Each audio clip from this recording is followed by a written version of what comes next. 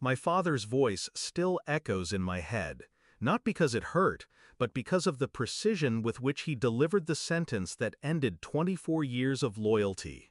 Get out, you lowlife. No hesitation, no crack in his voice, just finality. I didn't argue, I didn't plead. I just stood there in their pristine, over-decorated living room, my suitcase already packed, my hand on the handle. Mother's eyes were cold, arms folded like a judge already certain of the verdict. You'll never make anything of yourself. You're uneducated trash. They thought this would break me. They thought I'd crawl, beg, disappear. Instead, I smiled, small, controlled, enough to make them shift in discomfort without knowing why. Okay, fine. I walked out. Back then, there was a time I thought they loved me. Not in the soft, unconditional way most parents do, but in the conditional way I was used to. The kind where my worth was measured in grades, appearances, and obedience. My father ran a modest construction company. My mother was the kind of woman who treated dinner parties like war campaigns.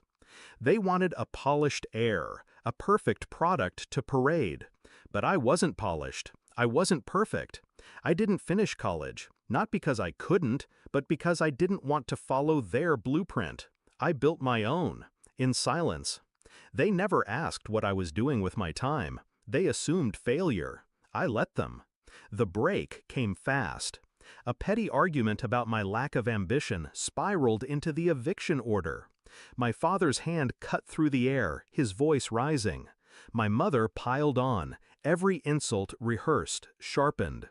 What they didn't know, that lack of ambition had built a chain of silent investments. 4 years of coding at night, day trading in the mornings, flipping undervalued real estate in the shadows. I was already worth $20 million. But they weren't owed that truth. Not yet. Florida. The next morning, I was barefoot on the balcony of my beach house in Naples, coffee in hand, watching the sun set fire to the horizon.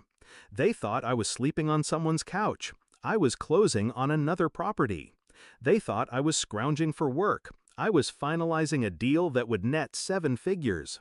I didn't block their number. I just stopped answering. 3 weeks later, I got the call from my sister. Dad's business is in trouble. They need a cash injection or they'll lose everything. I didn't react, not outwardly. Inside, a quiet click, the sound of a plan locking into place. Send them to me, I said. The meeting. They arrived at my beach house in clothes too expensive for their collapsing empire. My father scanned the property, trying to mask surprise. My mother stayed rigid, her smile strained. Nice place, she said, each word coded in disbelief. I invited them in, sat them at the long glass table that overlooked the ocean. Let them talk. They painted their disaster in broad strokes. A bad market, unreliable partners, sudden debts. Then came the pivot. We need help.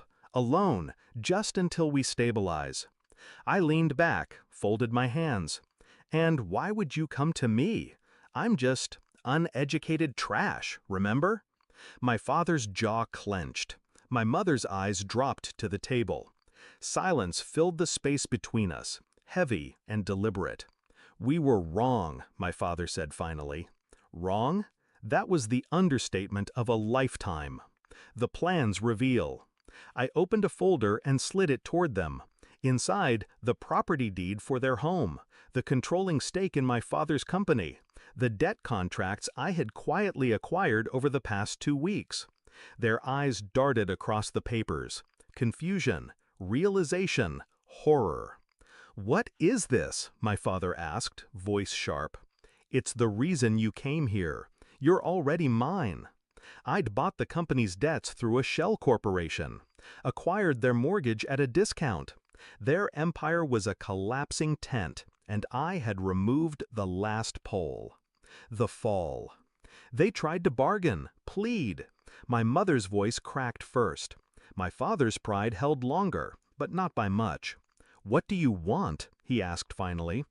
I stood, walked to the window, let them sit in the weight of it.